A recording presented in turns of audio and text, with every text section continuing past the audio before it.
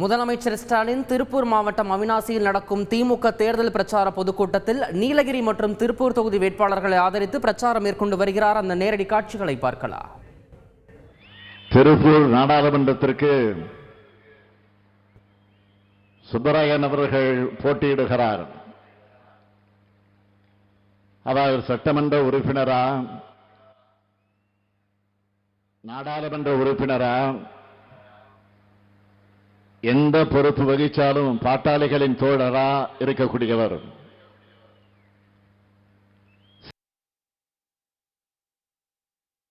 பகுதி மக்களோட குரலா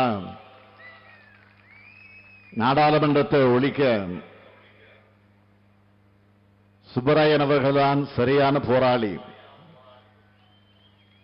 ஆனால் முத்தரசன் அவர்களின் ஆதரவு பெற்ற தொழிலாளர் தோழர் சுப்பராயன் அவர்களுக்கு திருப்பூர் மக்கள் கதிரறிவால் சின்னத்தில் வாக்களிக்க வேண்டும் என்று கேட்டுக்கொள்கிறேன். இந்த இருவரும் அவர்கள் போட்டியிட்ட தேர்தல்களிலேயே அதிகமான வாக்கு வித்தியாசத்தில் வென்ற தேர்தலா இந்த தேர்தல் இருக்கணும். அதுக்கு நீங்க தயாராகிட்டீங்களா? நீங்க வாக்களிக்கிறது மட்டுமல்ல, இந்த ஸ்டாலினின் தூதுவர்களாக உங்க பகுதி மக்கள்கிட்டையும் வாக்கு கேட்கணும். கேட்பீங்களா?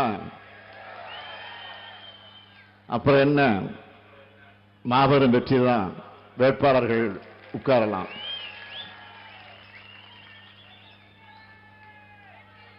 சுப்பராயன் அவர்கள் தெரிவித்ததை போல இது மிக மிக மிக மிக முக்கியமான தேர்தல். இந்தியாவில் ஜனநாயகத்தை மீட்கவும் சர்வாதிகாரத்தை வீழ்த்தவும் நடக்கிற தேர்தல். சமத்துவம் நிலைக்க, சகோதரத்துவம் தழைக்க, மத நல்லிணக்கம் செழிக்க, சமூக நீதி கிடைக்க, இந்தியா கூட்டணியுடைய ஆட்சி இந்திய ஒன்றியத்தில் அமையணும். நேற்று அருமை சகோதரர் ராகுல் காந்தி அவர்கள் கோவைக்கு வந்திருந்தார். நீங்க எல்லாம் டிவியில பார்த்திருப்பீங்க. பாத்தீங்களா? எப்படி இருந்துச்சு? பாகுபலி படம் மாதிரி பிரம்மாண்டமா இருந்துச்சு. ஒரே ஒரு மீட்டிங், டோட்டல் பிஜேபியும் க்ளோஸ்.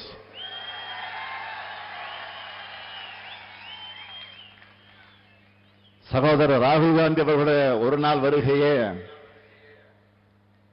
பிரதமர் மோடியோட மொத்த பிரச்சார பயணத்தையும் காலி பண்ணிடுச்சு.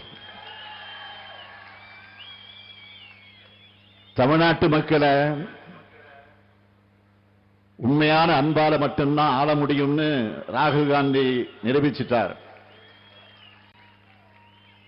சகோதரர் ராகுல் பேச்ச எல்லோரும் கேட்டிருப்பீங்க.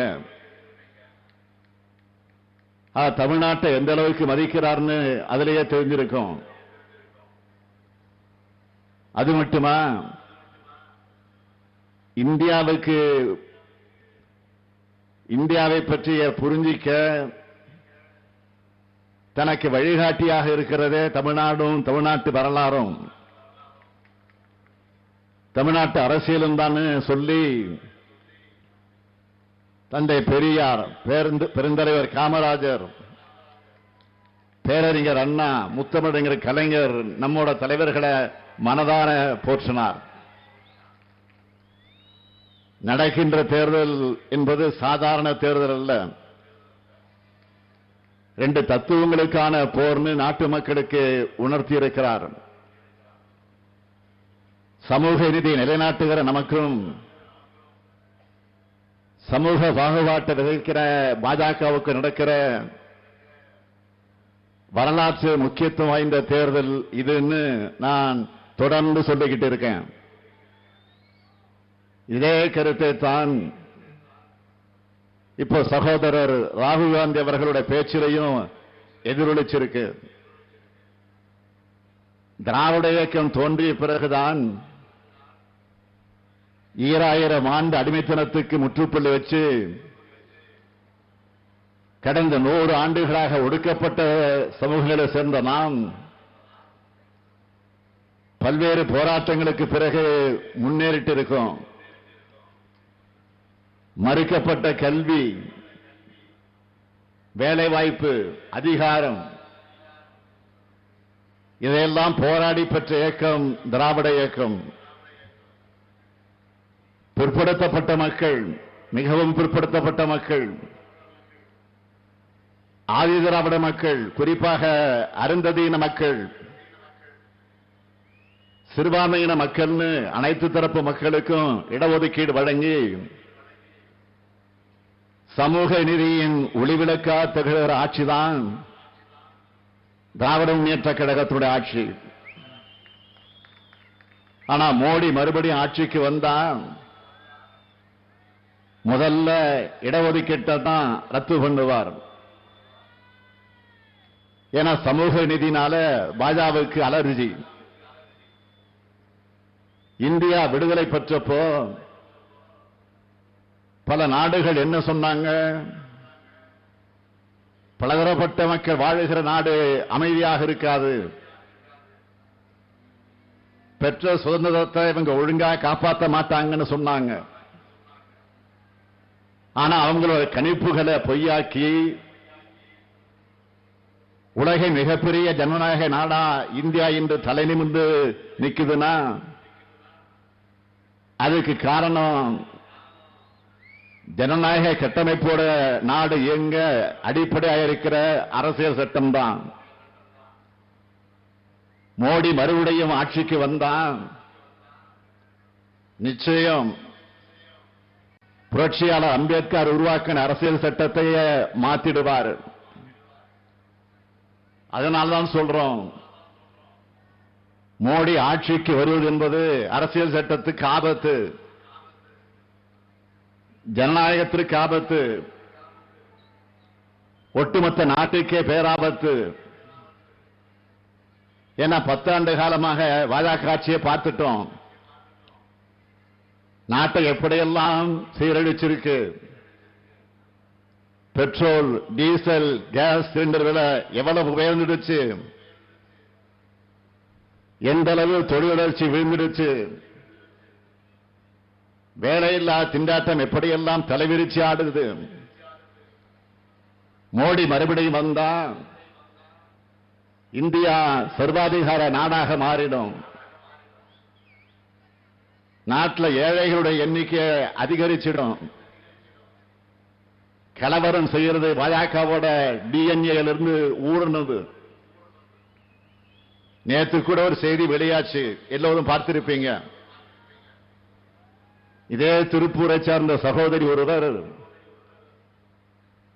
வாக்கு கேட்டு வந்த பாஜகவினரிடம் ஜிஎஸ்டி தொடர்பா ஒரு கேள்வியை கேட்டிருக்கார். இதனால் ஆத்திரமடைஞ்ச பாஜகவினர் அந்த சகோதரிய கடுமையாக தாக்கியிருக்காங்க. இதுதான் பாஜக மக்களை மதிக்கிற லட்சணம். இதுதான் பாஜக பெண்களுக்கு கொடுக்கிற மதிப்பு. மக்களை மதிக்காம அதிகாரத்தும் இல்ல, அராஜகங்களும் கலவரம் செய்கிற பாஜக திருப்பூர மணிப்பூர் ஆக்கிடுவாங்க. மொத்தத்தில் மோடியும் பாஜகவும் வீட்டுக்கு கேடு, நாட்டுக்கும் கேடு. அமைதியான இடத்துல தான் தொழில் வளரும், தொழில் வளர்ச்சி இருக்கும், நிறுவனங்களை நடத்த முடியும். பாஜக போன்ற கலவர கட்சிகளை உள்ளே விட்டா அமைதி போயிடும், தொழில் வளர்ச்சி போயிடும், நிறுவனங்கள் நிம்மதியாக நடத்த முடியாது. இப்படி நாட்டை பாழ்படுத்தி அதளவாதலத்துக்கு தள்ளின பாஜகவையும் மோடியும் வீட்டுக்கு அனுப்ப இந்திய மக்களோட ஆதரவோட உருவாகி இருக்கிறது தான் இந்தியா கூட்டணி. இந்தியாவின் ஜனநாயக கட்டமைப்பை நாடாளுமன்ற தேர்தல்கள் மூலமா நாம் இத்தனை நாளா காப்பாற்றி வந்திருக்கிறோம். இந்தியாவோட பன்முகத்தன்மை அனைத்து தரப்பினருக்கும் உரிமைகள் வழங்குவதன் மூலமாக காப்பாற்றி வந்திருக்கிறோம். வேற்றுமை கொண்ட நாட்டில் ஒற்றுமையை உருவாக்கி காப்பாற்றி வந்திருக்கிறோம். மொழியும் மதமும் வேறாக இருந்தாலும் இந்திய நாடு நமக்கானது என்ற எண்ணத்தை எல்லோரும் பெறுவதற்கான ஒரு நம்பிக்கையான ஆட்சி முறையை வச்சு காப்பாற்றி வந்திருக்கிறோம். இப்படி நாம காப்பாற்றின இந்தியாவை சிதைக்க பார்க்கிறாரு மோடி அவர்கள். ஒற்றுமை சிந்தனை குறைஞ்சிட்டா மிக மோசமான ஆபத்துக்கள் நம்மை சூழும். அதனாலதான் இந்தியா முழுமைக்கும் இருக்கிற ஜனநாயக சக்திகள் இந்தியாவை காக்க ஒன்று சேர்ந்திருக்கிறோம். பாசிசத்தை வீழ்த்த ஒன்று சேர்ந்திருக்கிறோம். இந்தியா கூட்டணி அரசு ஒன்றியத்தில் அமைஞ்சதும் ஒன்றிய அரசை வலியுறுத்தி நாம் செய்ய உள்ள திட்டங்களை வாக்குறுதிகளை தேர்தல் அறிக்கையில் சொல்லி இருக்கோம். அது காங்கிரஸ் தேர்தல் அறிக்கையிலையும் எதிரொலிச்சிருக்கு. நம்ம வாக்குறுதிகளை சிலவற்றை மட்டும் தலைப்புச் செய்திகளாக நான் சொல்ல விரும்புகிறேன். மக்காச்சோளம், சோயா போன்ற முக்கிய இடுபொருள் தானியங்களின் விலையை குறைக்க ரயில்வேயில் கட்டண சலுகை, சிறு தேயிலை விவசாயிகளுடைய பச்சை தேயிலைக்கு குறைந்தபட்ச விலையா கிலோவுக்கு 35 ரூபாய், நீலகிரி மாவட்ட சுற்றுத்தலங்கள் மற்றும் அதற்கான வழித்தடங்கள் இந்தியா சுற்றுலா வளர்ச்சி கழக மூலமாக மேம்பாடு. இது மட்டுமல்ல, பாஜக விரோத மக்கள் விரோத அரசால் தொடர்ந்து உயர்த்தப்பட்ட பெட்ரோல் டீசல் கேஸ் விலை குறைக்கப்படும். சிறுபான்மையின மக்களுக்கு எதிரான சட்டங்கள் ரத்து செய்யப்படும். தொழிலாளர் விரோத சட்டங்கள் மறுசீரமைப்பு செய்யப்படும். விவசாயிகள் கூட்டுறவு அமைப்புகளையும் வங்கிகளையும் வாங்கியிருக்கக்கூடிய கடனையும் வட்டியும் தள்ளுபடி செய்யப்படும்.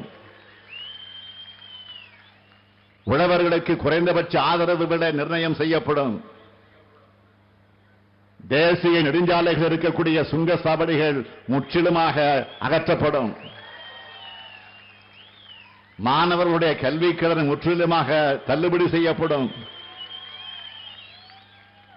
வங்கிகள்ல மினிமம் பேலன்ஸ் இல்லாதப்போ விதிக்கப்படக்கூடிய அபராதம் நீக்கப்படும்.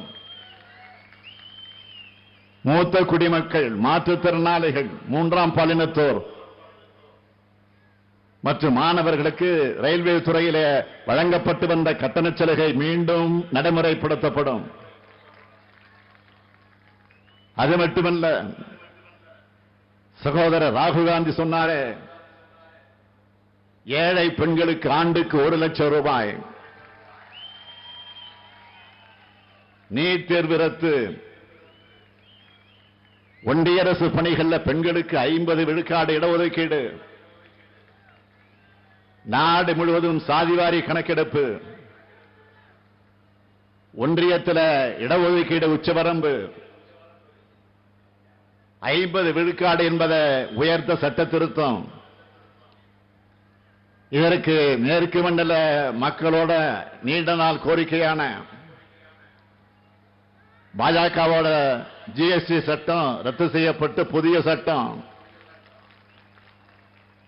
விவசாய இடுபொருட்களுக்கு ஜிஎஸ்டி வரி இருக்காது. இப்படி மாநில அரசுகளுடைய உரிமைகளை நிலைநாட்டுகிற பல அறிவிப்புகளை வெளியிட்டிருக்கிறார். மாநிலங்களுக்கும் நாட்டுக்கு நம்பிக்கைக்குரிய தேர்தல் அறிக்கையா காங்கிரசினுடைய தேர்தல் அறிக்கை இருக்கு. மோடி ஆட்சிக்கு வருவதற்கு முன்னாடி புதிய இந்தியாவை உருவாக்குவேன்னு சொன்னாரு. ஆனா அவருடைய 10 ஆண்டுகள் ஆட்சியில் என்ன மாதிரியான இந்தியாவை உருவாக்கி இருக்கிறார்? ஒரு புள்ளி விவரம் சொல்றேன். பட்டினியால தவிக்கிற நாடுகள் பட்டியல்ல 125 நாடுகள்ல இந்தியா 111வது இடத்துல இருக்குன்னு உலகளாவிய பட்டினி குறியீட்டு புள்ளி விவரம் சொல்லுது. இது எவ்வளவு பெரிய அவலம். அடுத்து பாஜக ஆட்சிக்கு வந்தப்போ இந்தியாவோட கடன்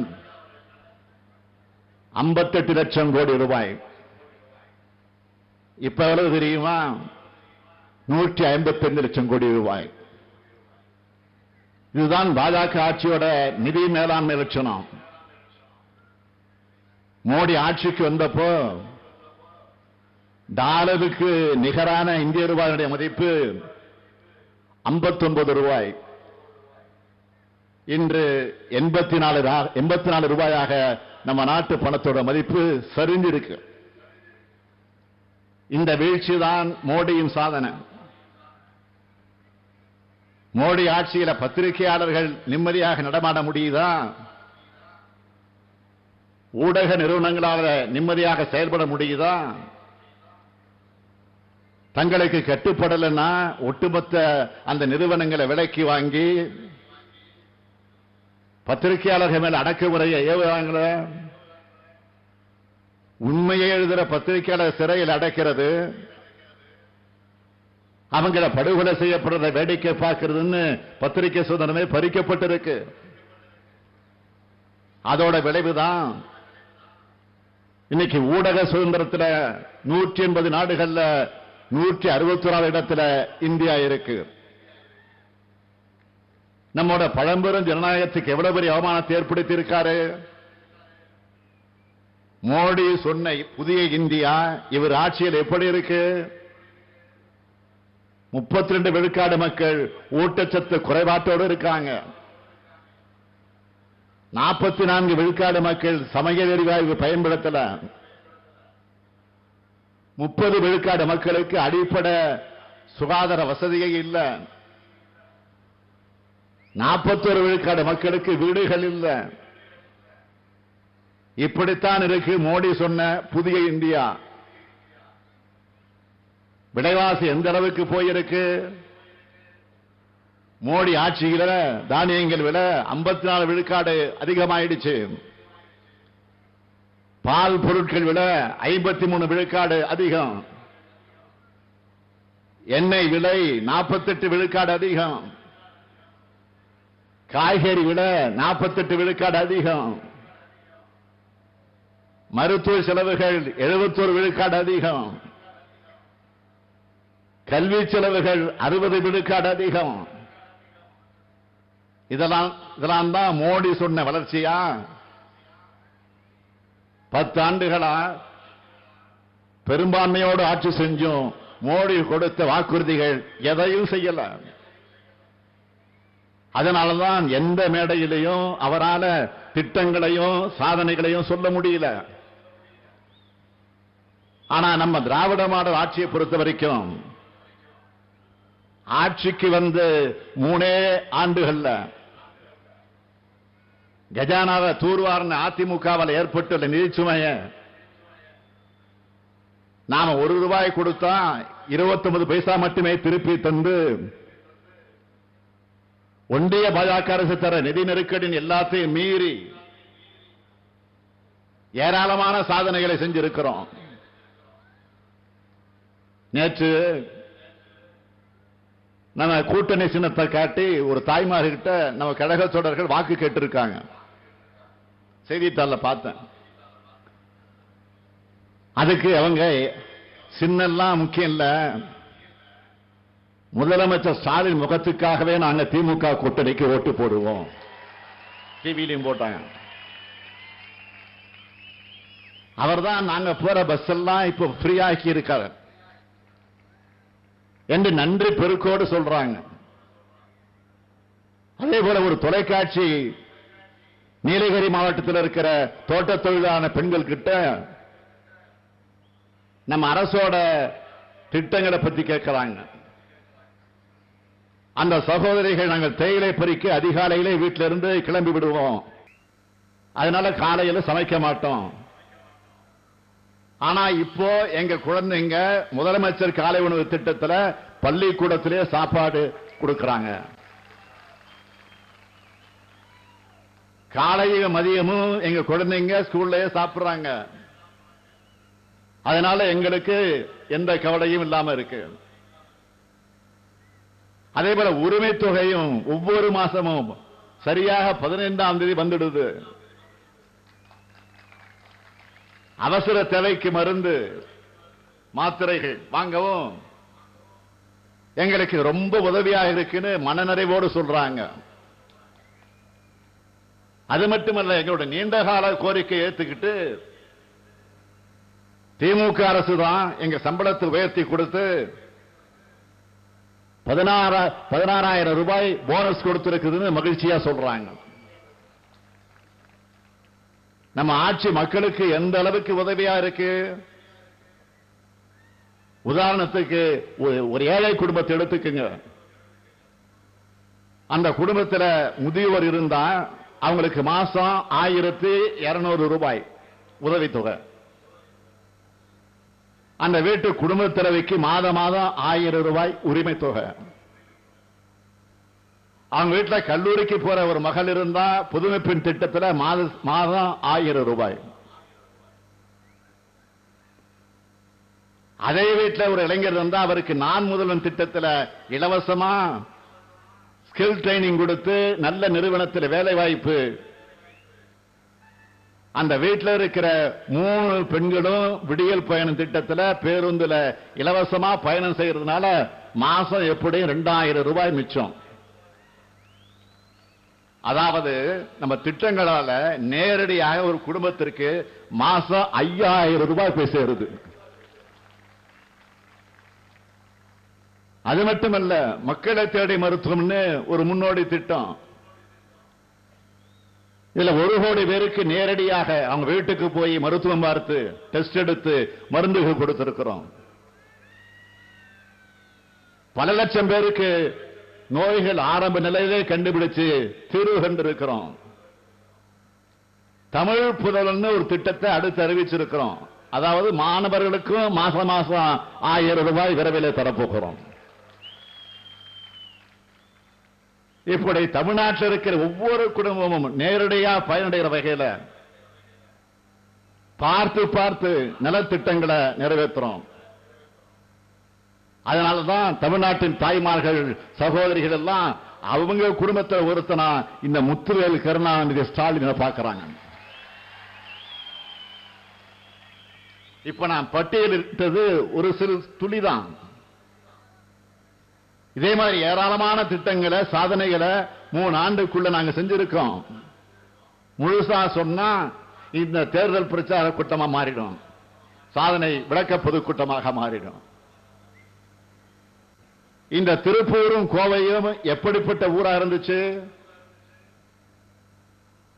தமிழ்நாட்டோட எந்த மாவட்ட மக்களும் எப்படிப்பட்ட கஷ்டம் இருந்தாலும் திருப்பூருக்கும் கோவைக்கு வந்தா ஏதாவது வேலை கிடைச்சிடும்னு பலருக்கு நம்பிக்கை தர நகரங்களாக இந்த 2 ஊரும் இருந்துச்சு.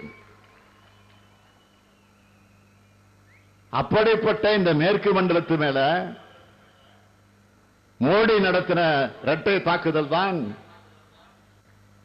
பண மதிப்பிழப்பு, ஜிஎஸ்டி.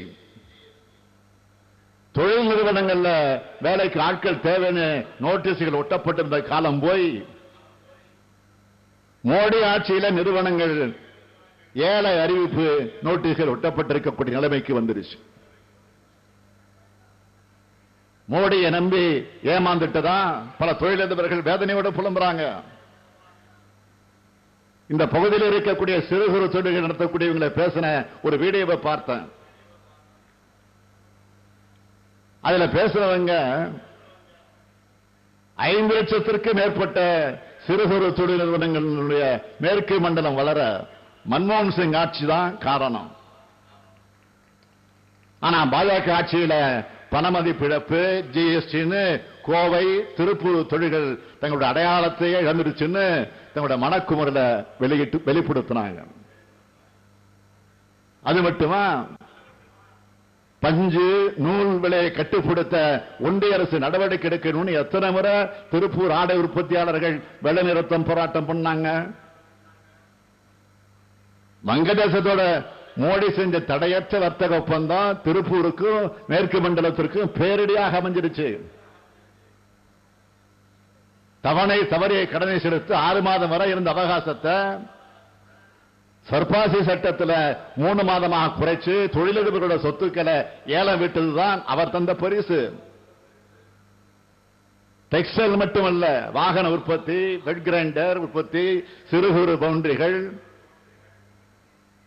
இன்ஜினியரிங் மோட்டார் பம்புகள் உற்பத்தி, விசைத்தறிகள்னு இந்த பகுதிகளுடைய எல்லா துறைகளையும் மிகப்பெரிய மந்தமான சூழலை மோடியின் பாஜக ஆட்சி உருவாக்கி இருக்கு. நேற்று கோவையில் சொன்ன பகிரமான குற்றச்சாட்டை திருப்பூர்லையும் மக்கள் மன்றத்தில் வைக்க நான் விரும்புகிறேன். தமிழ்நாட்டில் தொழில் தொடங்க முன்வந்த நிறுவனத்தை மிரட்டி குஜராத்தில் தொழில் தொடங்க செஞ்சிருக்காங்கன்னு சொன்னேன் நேற்று. அதுல கூடுதலா இன்னொரு செய்தி சொல்றேன். இப்போ PLI திட்டம்னு சொல்லி தமிழ்நாட்டு மக்கள் கிட்ட வரியை வசூலிச்சுக்கிட்டு பல ஆயிரம் கோடி ரூபாய் குஜராத்தில் தொழில் தொடங்க சலுகை தராங்க. இவங்க தான் இப்போ கோவைக்கும் திருப்பூருக்கும் ஓட்டு கேட்டு வராங்க. நம்மளை பொறுத்தவரை ஆட்சிக்கு வந்தவுடன் தமிழ்நாடு அரசு சிறு குறு நடுத்தர தொழில்கள் எப்படியெல்லாம் வளர்ந்து வருதுன்னு உங்களுக்கும் தெரியும். இந்த நிறுவனங்களுக்கென இந்தியாவிலே முதல் தனியா கொள்கையை கொண்டு வந்ததே தலைவர் கலைஞர் அவர்கள் என்பதை நீங்க மறந்திருக்க மாட்டீங்க. 1970ஆம் ஆண்டிலேயே சிட்கோ நிறுவனத்தை தொடங்கி இன்னைக்கு தமிழ்நாட்டில் 37 மாவட்டங்கள்ல 127 தொழிற்பேட்டைகள் இருக்கு. ஆதிதிராவிட மற்றும் பழங்குடியின தொழில் முனைவோர்கள் ஊக்குவிக்கிற வகையில் அண்ணல் அம்பேத்கர் தொழில் முன்னோடிகள் திட்டம் என்ற மகத்தான திட்டத்தை நம்முடைய திராவிட மாடல் அரசு தொடங்கி இருக்கு. 35 விழுக்காடு முதலீட்டு மானியத்தோட கடன் வாங்க வழிவகை செய்யப்பட்டிருக்கு. இந்தியாவிலேயே குறு சிறு மற்றும் நடுத்தர தொழில் நிறுவனங்கள் எண்ணிக்கையில தமிழ்நாடு 3வது இடம் வகிக்குது. தமிழ்நாட்டில் சுமார் 50 லட்சம் நிறுவனங்கள் இருக்கிறதாக மதிப்பிடப்பட்டிருக்கு. இது நாட்டில் மொத்த சிறு குறு நிறுவனங்களோட எண்ணிக்கையில 7.8 விழுக்காடு. தமிழ்நாட்டில் இருக்க MSME நிறுவனங்கள்ல குறு நிறுவனங்கள் 99 விழுக்காடு. வளர்ந்து வரும் துறைகளுக்கான மையமாகவும் தமிழ்நாடு உருவாகி வருது. இது மூலமாகத்தான் கோவை, திருப்பூர், ஈரோடு, நாமக்கல், கரூர் உள்ளிட்ட பகுதிகளில் MSME நிறுவனங்கள் மேம்பாட்டுக்காக அனைத்து திட்டங்களையும் தீட்டி கொடுத்துகிறோம். நாட்டில் எளிமையா தொழில் புரியும் பட்டியலில் தமிழ்நாடு 2 ஆண்டுகளுக்கு முன்னாடி 14வது இடத்தில் இருந்துச்சு. பெருமையா சொல்றேன், இப்போ 3வது இடத்திற்கு வந்திருக்கிறோம். அடுத்து முதலிடத்தை பிடிக்கிறது தான் நம்முடைய இலட்சியம். தமிழ்நாடு அரசால் இதுவரை 6 புதிய தொழிற்பேட்டைகள் திறக்கப்பட்டுள்ளன.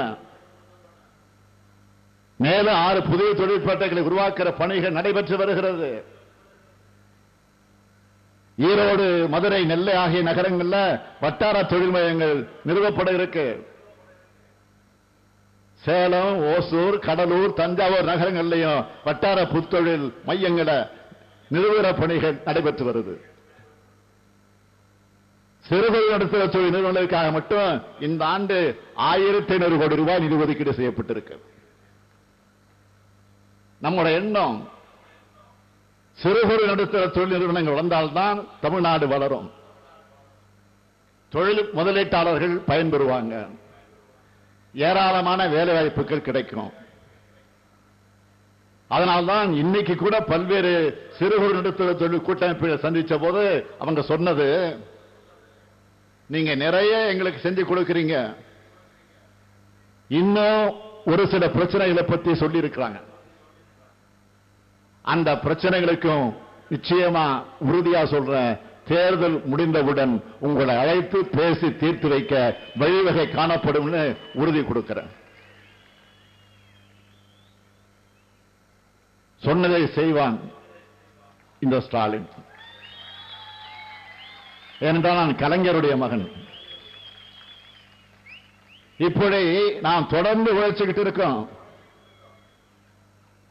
ஆனா இன்னொரு பக்கம் நாட்டையே பாடுபடுத்துற பாஜக கூட கள்ளக்கூட்டணி வச்சுக்கிட்டு பழனிசாமி வராரு, அதான் வந்துகிட்டு இருக்காரு. இப்போ பழனிசாமிக்கும் தமிழ்நாடு பாஜகவுக்கும் தான் பிரச்சனையை தவிர அவருக்கு மோடி அமித்ஷாவுக்கும் எந்த பிரச்சனையும் இல்லை. யார் விசுவாசமான அடிமை என்பதில் தான் வேணும்னா இவங்களுக்குள்ள சண்டையா இருக்கலாம். ஆனா எந்த காலத்திலும் பிரதமரை எதிர்த்து, ஒன்றிய பாஜகவை எதிர்த்து பழனிசாமியால் கட்சி நடத்த முடியாது, அரசை நடத்த முடியாது. ஏன்னா சசிகலாவிடமிருந்து பன்னீர்செல்வத்தை பிரிச்சு தர்மயுத்த நாடகம் நடத்த வச்சதே பாஜக தான். சசிகலா சிறைக்கு போன பிறகு முதலமைச்சரான பழனிசாமிய தங்கள் பக்கம் கொண்டு வந்ததும் பாஜக தான். இரு துருவங்களாக இருந்த பழனிசாமியும் பன்னீர்செல்வத்தையும் ஒன்று சேர்த்ததும் பாஜக தான். தினகரனை கைது செஞ்சு சிறையில் அடைச்சு அவரையும் தங்களோட அடிமையா மாத்தினதும் பாஜக தான். இப்போ இந்த பன்னீர்செல்வத்தையும் தினகரனையும் மிரட்டி தேர்தலில் நிற்க வச்சிருக்கிறதும் பாஜக தான். சசிகலாவை அரசியல் பக்கம் வரக்கூடாதுன்னு தடுத்ததும் பாஜக தான். பழனிசாமியை தனியா நிக்க வச்சதும் பாஜக தான். இப்படி டிவி சீரியல்ல திடீர்னு ஆட்களையும் காட்சிகளையும் மாத்துற மாதிரி சதி நாடகங்கள் அரங்கேற்றி இருக்கு பாஜக தலைமை. உறுதியோடு சொல்றேன், இந்த தேர்தலில் நேரடி பாஜகவும் மண்ணைக்கவும் பாஜகவோட தொங்கு சதைகளும் படுதோல்வி அடைவாங்க. தமிழ்நாட்டை வஞ்சித்த பாஜகவையும் தமிழ்நாட்டை பாழ்படுத்தின அதிமுக ஒரு சேர வீழ்த்துங்க. அதற்கு நீலகிரி நாடாளுமன்ற தொகுதியினுடைய என்னுடைய வெற்றி வேட்பாளர், கழகத்தினுடைய துணை பொதுச் செயலாளர், என்னுடைய பாசமிகு சகோதரர் ராசா அவர்களுக்கு உதயசூரியன் சின்னத்திலும், திருப்பூர் நாடாளுமன்ற தொகுதியுடைய வெற்றி வேட்பாளர் சுப்பராயன் அவர்களுக்கு கதிர் அருவாள் சின்னத்தில் வாக்களிக்கணும்னு கேட்டுக்கிறேன். குடிகாத்த குமரன் மண்ணிலிருந்து உங்களை நாடு காக்க அழைக்கிறேன். உங்கள் வாக்கு இந்தியாவை காக்கட்டும், உங்கள் வாக்கு தமிழ்நாட்டை காக்கட்டும், உங்கள் வாக்கு இந்த நாட்டு மக்களின் எதிர்காலத்தை காக்கட்டும். பாசிசத்தை வீழ்த்த இந்தியாவை காக்க உங்கள் ஸ்டாலின் அழைக்கிறேன். நாடும் நமது, 40 நமது, நாடும் நமது, 40 நமது. சொல்லுங்க, நாடும் நமது, 40 நமது. வேகமா, நாடும் நமது, 40 நமது. சத்தம் பத்தாது. நாடும் நமது, 40 நமது. நன்றி, வணக்கம். செய்திகளை உடனுக்குடன் தெரிந்து கொள்ள உடனே சப்ஸ்கிரைப் பண்ணுங்க.